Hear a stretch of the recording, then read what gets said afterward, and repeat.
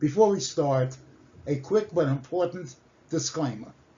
This episode is for education and awareness only. We are not lawyers, we are not doctors, and we are not financial advisors. We will not give you personal, medical, legal, or financial advice. Every situation, as you know, is different. If you recognize yourself or someone you love in this episode, use what you hear as a starting point and talk to a qualified professional law enforcement officer and or your bank or card issuer as needed. By watching or listening, you agree that we are not responsible for decisions you make or losses you may experience. I would like to welcome you back to the Senior Power Community Channel. If your Social Security check suddenly drops by hundreds of dollars, here is what most people do wrong. They go to the wrong place first, and they waste months. Because in many cases, the problem isn't Social Security, it's the IRS, and the trigger may be identity theft tied to a prior scam. Today, we're doing an emergency deep dive on the pipeline that can lead to a reduced Social Security payment with little or no warning. It includes what it means and what steps truly matter. This episode is for seniors, caregivers, and families. It is also for anyone who's been exposed to a romance scam, a technical support scam, or any scam that involved personal information. This is not tax advice. This is not legal advice. This is the reality of how the system works and how criminals exploit it.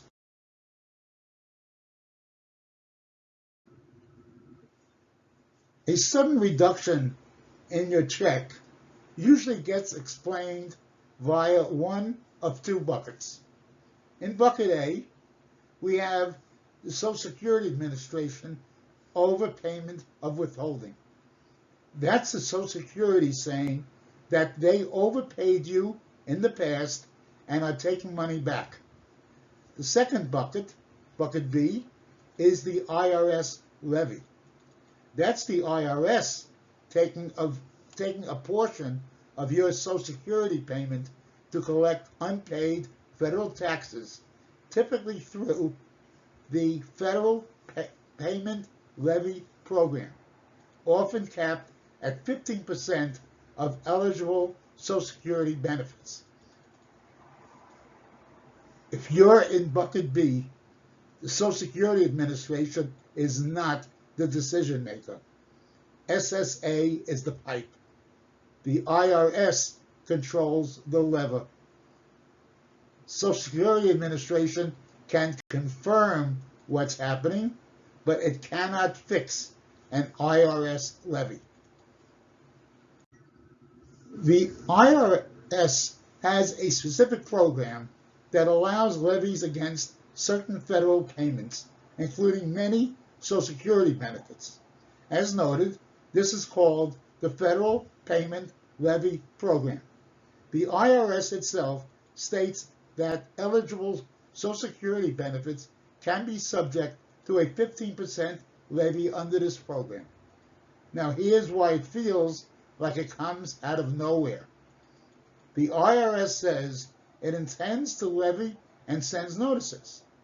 One key notice is a form called CP91, which explicitly says, we intend to levy up to 15% of your Social Security benefits for unpaid taxes.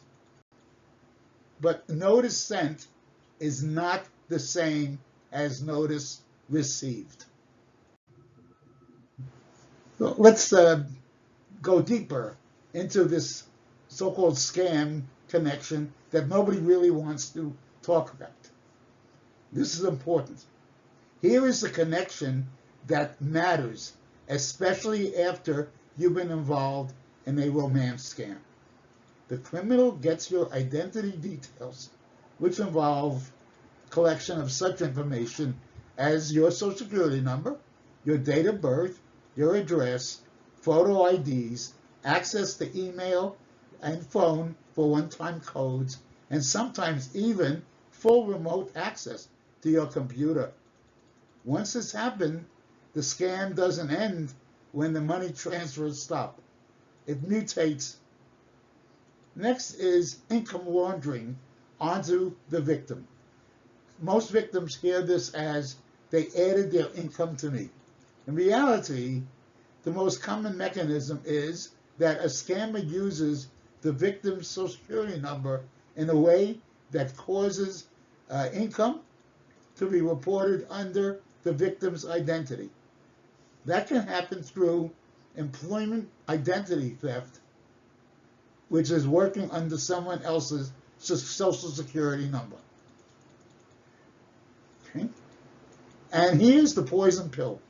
When income is reported under your social security number, the IRS computer systems can treat you as having underreported. That can create assessed tax, collections, and eventually levy activity.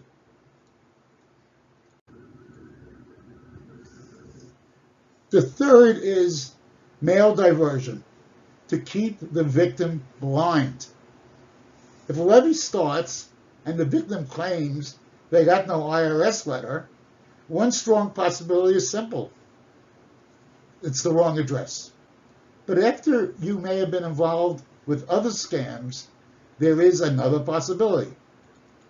The U.S. Postal Inspection Service has a specific incident reporting path for fraudulent change of address, fraudulent mail hold, fraudulent informed delivery account creation.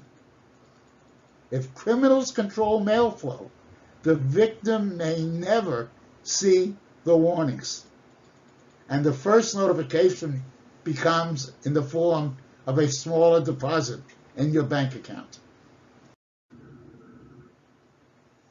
If the deduction is an IRS levy, Social Security can't negotiate it, they can't waive it, they can't audit your income, but what they can do is confirm what the deduction is labeled as and the amount that was taken out. That's it, no more. If someone burns weeks at the Social Security offices, they're losing time while the levy continues. Please, if you remember nothing else from this episode, it's this. A sudden reduction can be an IRS levy. The IRS is where the resolution happens.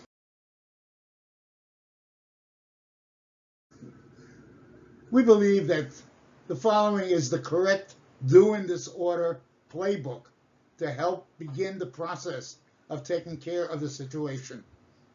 It is an emergency checklist which we've also posted on our website, ourseniorpower.com.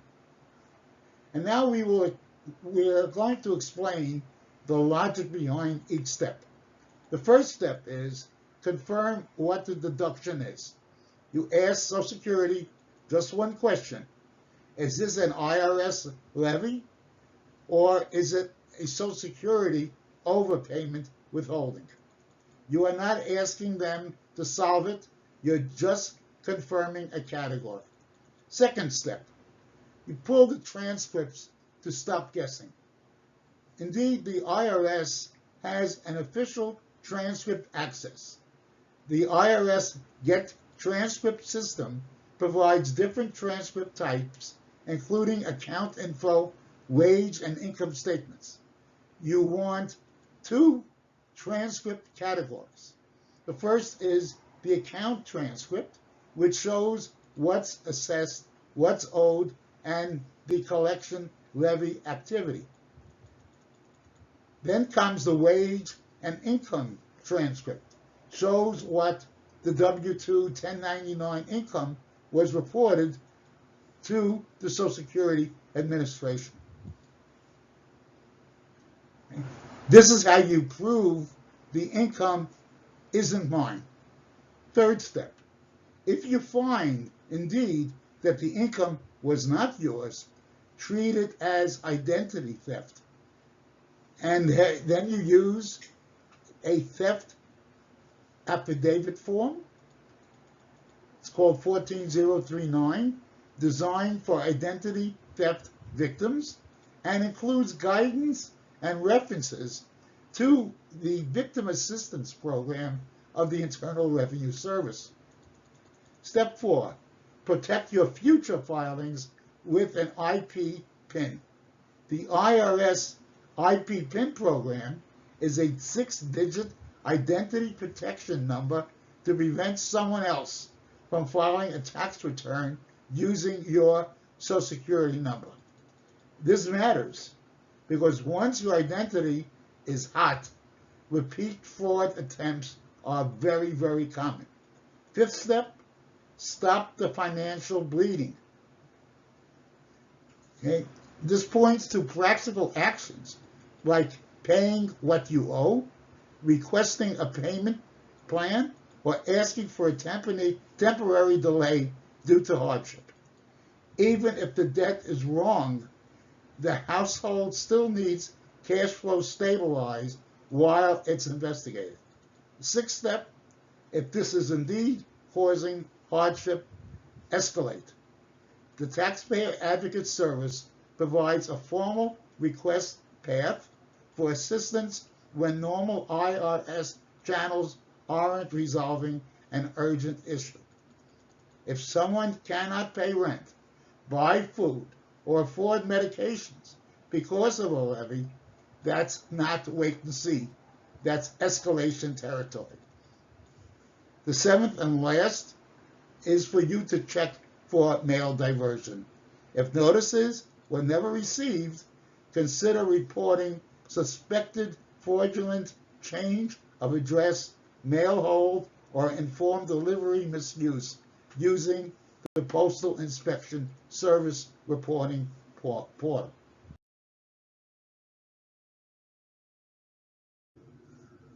The other side of the coin, of course, is what not to do.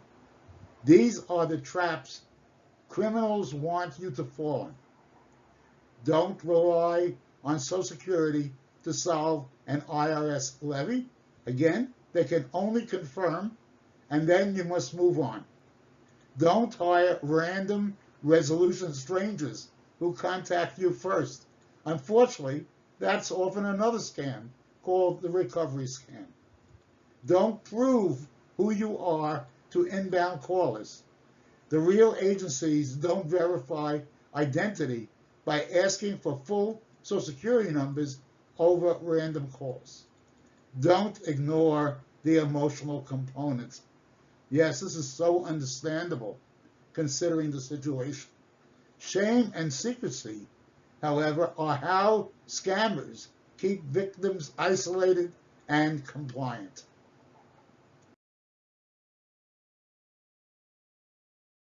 Now, in closing, I just want to say a few words.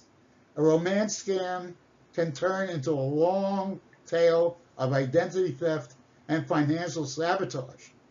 The Social Security reduction is not just a money problem, it's a control problem.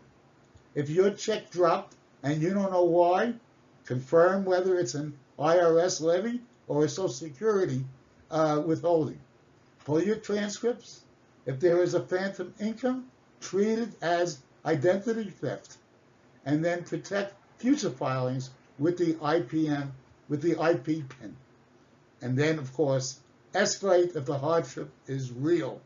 If the letters never arrive, consider investigating mail diversion. Your printable checklist is on our website, and it's noted on this page. So take note of it. And finally, this is the Senior Power community signing off. And as we say, information plus knowledge equals senior power. Use it to the fullest. If you found this helpful, share it with one senior and one caregiver. It could prevent a major loss. Until the next time, have a great day.